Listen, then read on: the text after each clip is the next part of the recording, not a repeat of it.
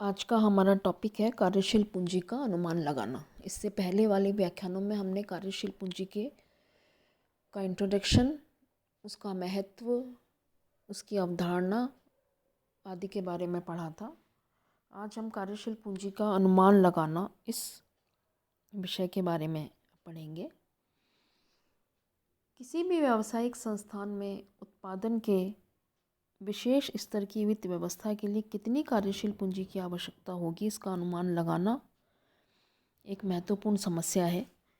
इसके लिए भविष्य में विभिन्न चालू संपत्तियों की आवश्यकता तथा रोकड़ प्रवाहों का अनुमान लगाया जाता है। रोकड़ प्रवाहों से यह ज्ञात हो जाता है कि भविष्य में चालू संपत्तियों के लिए कितनी रोकड़ की आवश्यकता एवं उपलब्धि होगी। इस कार्य के लिए कार्यशील पूंजी को प्रभावित करने वाले घटक को ध्यान में रखते हुए व्यावसायिक क्रियाओं के प्रत्येक पहलू का गहन अध्ययन करके गणनाएं की जाती हैं और ये सारी गणनाएं रोकड़ के आधार पर होती हैं। तो इस प्रकार से कार्यशील पूंजी का अनुमान संस्था की भावी रोकड़ आवश्यकताओं का निर्धारण करना है ताकि संस्था के वित्तीय स्रोतों में आवश्यक तरलता बनी रहे। किसी भी आगामी अवधि के लिए कार्यशील पूंजी की मात्रा अनुमान लगाने के लिए निम्न विधियां जो हैं, 4-5 विधियां जो हैं वो प्रयोग में लाई जाती हैं। पहली है परिचालन चक्र विधि, दूसरी है शुद्ध चालू संपत्ति पूर्वानुमान विधि, तीसरी है प्रक्षेपी चिट्ठा विधि, चौथी है लाभ हानि समायोजन विधि और पांचवी है रोकड़ प्रवाह पूर्वानुमान विधि। सबसे पहले हम आज देखते हैं परिचालन चक्र विधि। तो आज के इस व्याख्यान में हम परिचालन चक्र विधि और उससे किस प्रकार से कार्यशील पूंजी का अनुमान लगाया जाता है इसके बारे में जानेंगे। कार्यशील पूंजी की परिचालन चक्र अवधारणा यह है कि किसी भी संस्थान की भावी रोकड़ कार्यशील पूंजी का अनुमान लगाने के लिए एक अवधि के कुल परिचालन व्ययों में संबंधित अवधि के परिचालन चक्रों की संख्या का भाग दिया जाता है।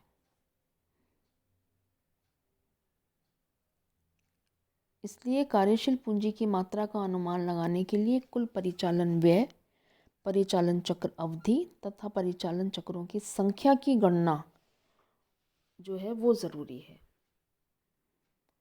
ये गणना इस प्रकार से की जा सकती है, जैसे सबसे पहले परिचालन व्यय की गणना किस प्रकार की जाती है उसके बारे में मैं बात करती हूँ। किसी अवधि के कुल परिचालन व्ययों में उस अवधि की सामग्री क्रय, प्रत्यक्ष श्रम, शक्ति, ईंधन, प्रशासनिक एवं विक्रय तथा वितरण व्यय सम्मिलित होते हैं, जिनके अनुमान अकाउंट से प्राप्त किए जा सकते हैं, लेखों से प्राप्त किए जा सकते हैं। इन व्ययों में ह्रास, अमूर्त संपत्तियों का अपलेखन आदि को सम्मिलित नहीं किया जाता क्योंकि यह गैर रोकड़ व्यय हैं। इस तरह कर, लाभांश आदि को भी लाभों का नियोजन होने के कारण छोड़ दिया जाता है। पूंजीगत व्ययों को भी इसमें सम्मिलित नहीं किया जाता। इन व्ययों की राशि का अनुमान लगाते समय उत्पाद मिश्रण में परिवर्तन, नए उत्पाद का प्रारंभ अथवा पुराने उत्पाद का त्याग आदि तथ्यों को भी ध्यान में रखा जाना चाहिए। तो इस प्रकार से ये परिचालन व्यय की गणना की जाएगी। दूसरा है इसमें परिचालन चक्र की अवधि। परिचालन चक्र की अवधि से आशय परिचालन की विभिन्न अवस्थाओं अर्थात सामग्री प्राप्ति से लेकर देनदारों से विक्रय राशि की वसूली तक की अवधि में लेनदारों द्वारा स्वीकृत दिनों का समायोजन करने के उपरांत शेष समय से है। परिचालन चक्र की अवधि परिचालन की विभिन्न अवस्थाओं में लगे कुल समय का योग है, जिसकी गणना इस प्रकार से की जाती है। इसका एक फार्मूला है जो इसमें आगे दर्शाया हुआ है। OC = M + W + F + D - C। ठीक है, ये इसका फार्मूला है जो इसमें दर्शाया हुआ है। OC का मतलब परिचालन चक्र अवधि, M से मतलब है सामग्री संग्रह अवधि, W दर्शाता है रूपांतरण अवधि, F दर्शाता है निर्मित माल की संग्रहण अवधि, D दर्शाता है देनदार संग्रहण अवधि और C दर्शाता है लेनदार भुगतान अवधि। अब इन सब जो ये दर्शा रहे हैं इस फार्मूले में, इस फार्मूले के विभिन्न जो मद हैं उनका किस प्रकार से आकलन किया जाएगा, इसके बारे में मैं फार्मूले बताती हूँ आपको। सबसे पहले एम या सामग्री संग्रहण अवधि कैलकुलेट करना, तो उसका फार्मूला है सामग्री संग्रहण अवधि equal to average stock of raw material, और इसमें हम भाग लगाएंगे डेली एवरेज कंजम्पशन का, ठीक है। और average stock of raw material calculate किया जाएगा opening stock plus closing stock divided by 2, और डेली एवरेज कंजम्पशन कैलकुलेट किया जाएगा मटेरियल कंजम्पशंस डिवाइडेड बाय 365। किसी भी एक ईयर का मटेरियल कंजम्पशन उसको 365 से डिवाइड कर दिया जाएगा। तो इस प्रकार से सामग्री संग्रहण अवधि ज्ञात की जाएगी। दूसरा है रूपांतरण अवधि या डब्ल्यू कैलकुलेट करना।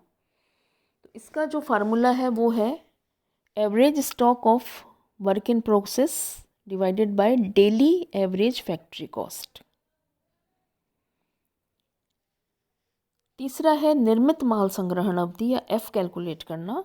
तो इसका फार्मूला है average stock of finished goods divided by daily average cost of sales. फिर है देनदार संग्रहण अवधि कैलकुलेट करना। इसका फार्मूला है average debtors divided by sales per day. और आखिर ये इसके अंदर लेनदार भुगतान अवधि कैलकुलेट करना, average creditors plus bills payable divided by creditors purchase per day. इस प्रकार से इसको कैलकुलेट किया जाएगा। तो ये कैलकुलेशन से हम ज्ञात कर लेंगे परिचालन चक्र की अवधि। परिचालन चक्र की अवधि ज्ञात करने के पश्चात ऑपरेटिंग साइकिल कैलकुलेट करना पड़ेगा। तो ऑपरेटिंग साइकिल कैलकुलेट करने का फार्मूला है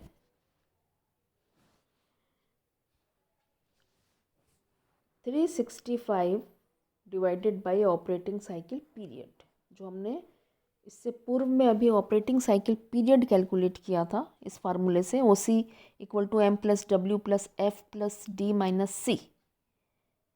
इससे हमने ऑपरेटिंग साइकिल पीरियड कैलकुलेट किया था। उस ऑपरेटिंग साइकिल पीरियड से हम number of operating cycle calculate करेंगे। तो इसका number of operating cycle calculate करने का फार्मूला है 365 divided by operating cycle period. इससे हमारे पास वर्ष के कुल परिचालन चक्रों की संख्या आ जाएगी। अब इसके बाद हमें वर्किंग कैपिटल कैलकुलेट करनी है। तो वर्किंग कैपिटल कैलकुलेट करने का ये फार्मूला जो इसमें मैंने दर्शाया है operating expenses divided by number of operating cycle. इससे हम अपनी वर्किंग कैपिटल को कैलकुलेट कर लेंगे। और इसके अलावा अगर कोई कॉन्टीजेंसीज दी गई हैं उनके लिए भी आयोजन कर लिया जाएगा। तो ये एक फार्मूले मैंने आपको बताया जिससे परिचालन चक्र अवधि से हम कार्यशील पूंजी की गणना कर सकते हैं। इसके बाद यहाँ हम एक प्रैक्टिकल प्रॉब्लम देखते हैं। इस प्रैक्टिकल प्रॉब्लम से हमें ये समझ आ जाएगा कि किस प्रकार से परिचालन चक्र विधि के द्वारा कार्यशील पूंजी की गणना की जाती है। ये एक बैलेंस शीट दी गई है। इस बैलेंस शीट के विभिन्न मदों के अनुसार हम कैलकुलेट करेंगे। सबसे पहले ऑपरेटिंग साइकिल कैलकुलेट करेंगे। सबसे पहले इसमें रॉ मटेरियल स्टोरेज पीरियड, इसका फार्मूला है average stock of raw material divided by daily average consumption.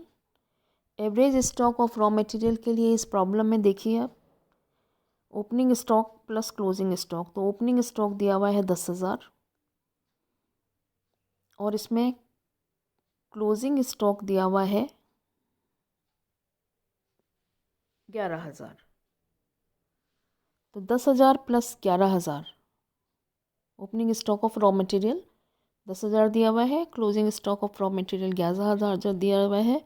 तो 10,000 प्लस 11,000 डिवाइडेड बाई 2, ठीक है।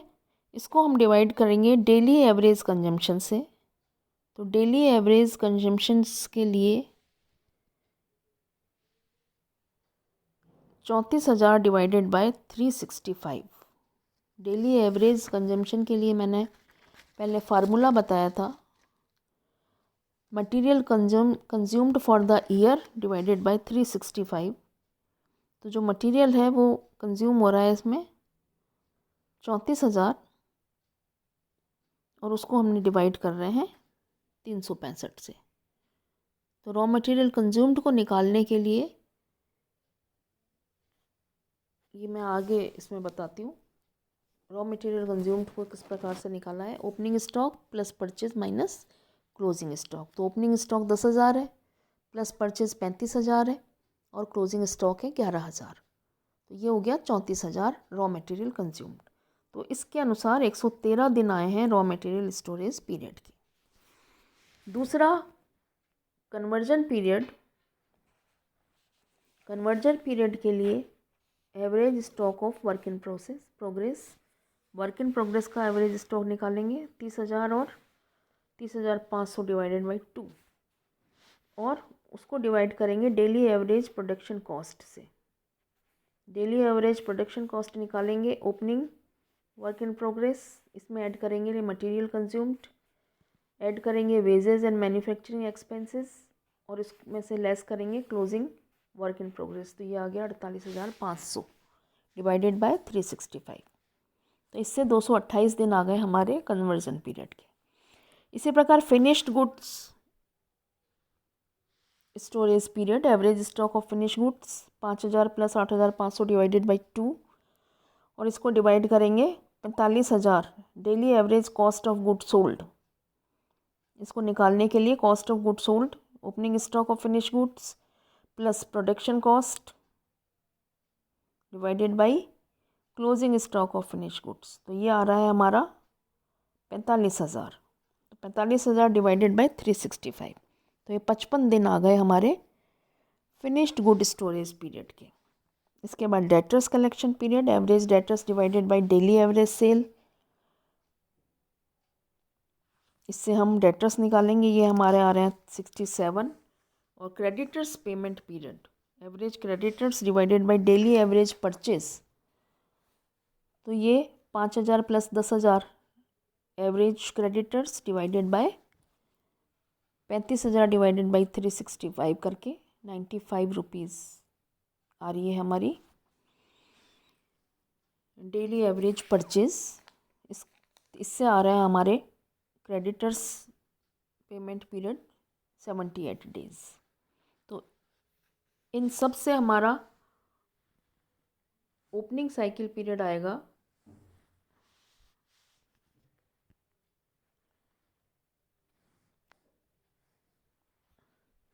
OC plus M plus W plus F plus D minus C। इस फार्मूले से 113 plus 228 plus 55 plus 67 minus 78।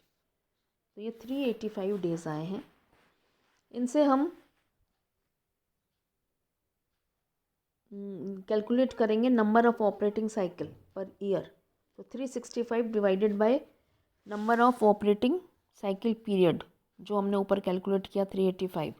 365 divided by 385 ये आया 0.948। और इससे अब हम वर्किंग कैपिटल कैलकुलेट करेंगे। Total operating expenses divided by number of operating cycle.